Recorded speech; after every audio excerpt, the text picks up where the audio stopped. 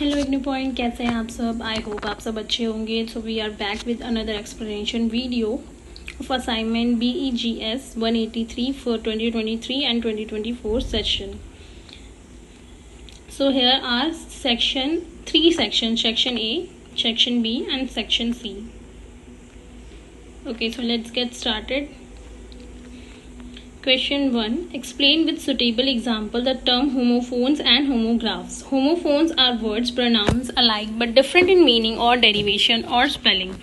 These words may be spelled differently from each other or they may be spelled the same way.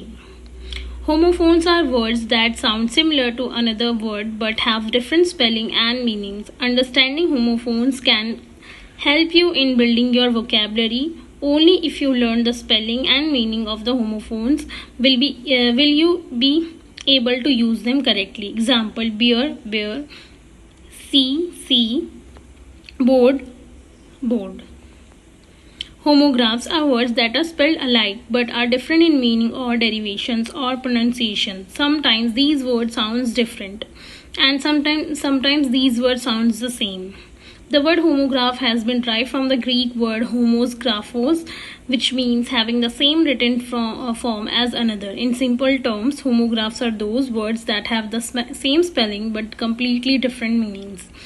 According to the Oxford Learner's Dictionary, a homograph is defined as a word that is spelled like another word but has a different meaning from it and may have a different pronunciations. Take a look at some examples to understand how each homograph have different meanings and how they belong to different parts of speech and perform different functions. Homographs are words with the same spelling but having more than one meaning. Homographs may be pronounced the same or they may be pronounced differently. Some homographs are nouns or adjectives when the accent is on the first syllables and verbs when it is on the second. When the prefix "re" is added to the monosyllabic word, the word gains currency both as a noun and as a verb. Most of the pairs listed below are closely related. For example, absent as a noun meaning missing and as a verb meaning to make oneself missing. There are also many cases in which homographs are of an entirely separate origin or whose meaning have diverged to the point that present-day speakers have little historical understanding. For example, bat, many, though not all of these have first syllables that evolved from Latin. Also, some words only exhibit stress alternation in certain dialects of English. Next question: what strategies can be adopted for achieving coherence and cohesion in a paragraph? Coherence also means clarity of expressions, and it is created when correct vocabulary and grammar are used. After all, the goal of writing is to benefit the readers. Without both coherence and cohesion, the readers may detect coffeeness in the text and feel as if there are gaps in the ideas presented. Needless to say, texts without coherence are difficult to read and understand. It defeats the whole purpose of writing, which is to relay ideas in a clear and efficient manner. There are strategies that you can use to ensure coherence and cohesion in academic writing. Paragraph coherence and cohesion results in paragraph unity. To ensure that your paragraph have unity, there are two things to keep in mind. It must have a single topic and sentence provide more details than the topic sentence. While maintaining the focus on the idea presented, the paragraph below shows a lack of unity. Non-cohesion sample: dogs are canines that people domesticated a long time ago. Wolves are predecessors of dogs and they help people in a variety of ways. There are various reasons for owning a dog and the most important in companionship.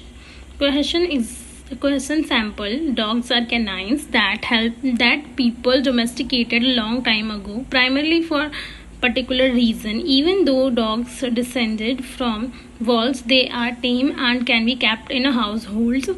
Since they are tame, people have various reasons for owning a dog, such as companionship. Next question: briefly describe the various steps involved in the process approach to writing.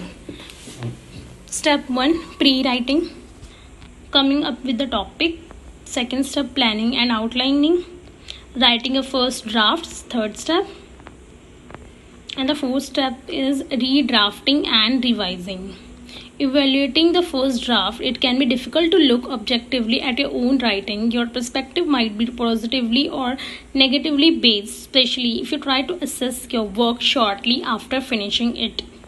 Redrafting and revising. Once you have decided where changes are needed, make that big changes first, as they are likely to have knock-on effect on the rest depending on what your text needs. This step might involve making changes to your overall argument, reordering the text, cutting parts of the text, adding new text. Step 5, editing and proofreading. Next question, what do you understand by the term persuasive writing? What are the elements that can help you build up an effective persuasive text? Persuasive writing is any written work that tries to convince the reader of the writer's opinion aside from standard writing skills. A persuasive essay authors can also draw on personal experience, logical arguments, and appeal to emotions and compelling speech to influence readers. Persuasive writing relies on different techniques and strategies than other written works. In a persuasive essay, it's not enough to simply inform. You also have to convince the reader that your way of thinking is best. So to help you get started, this guide explains all the basics and provides persuasive writing examples. This type of writing is about trying to convince the reader to change their opinions and sway them with logic, moral appeals, and emotional language. The author places an argument before the readers and then tries to convince them. It also involves convincing the readers to perform an action.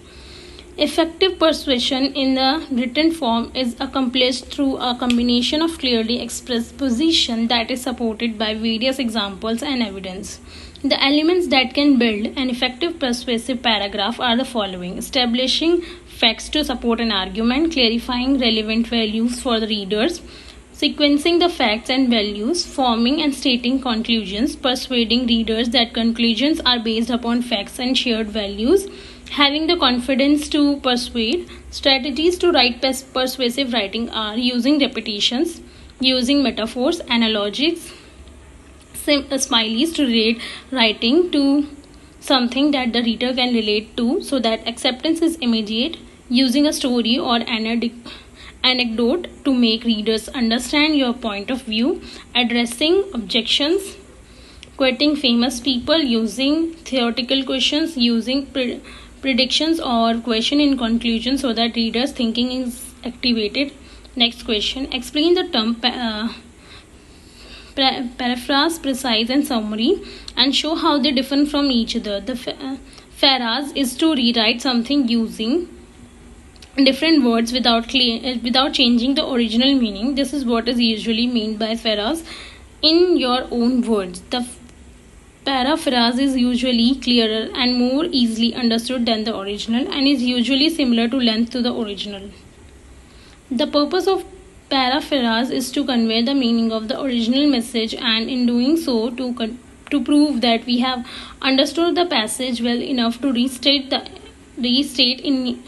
it in your own words. The precise is derived from the word precise.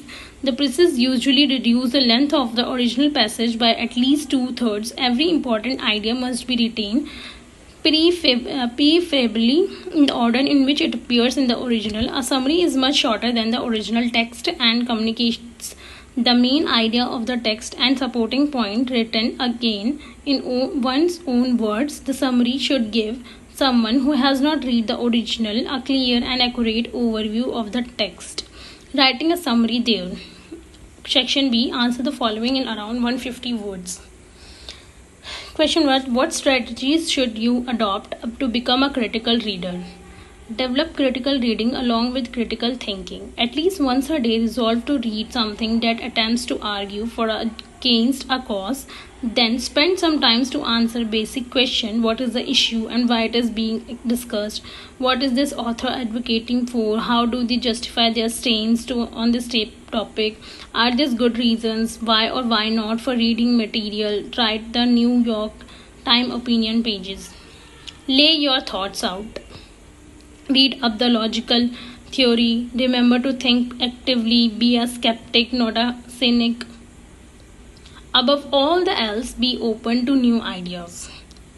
Next question. Describe the Cornell note-taking method. Cornell note system is a note-taking system devised in the 1950s by Walter Park, an education professor at Cornell University. Park advocates its use in its best-selling book, How to Study in College. The Cornell method provides a systematic format for condensing and organizing notes. This system of taking notes is designed for use by a high school or college level students.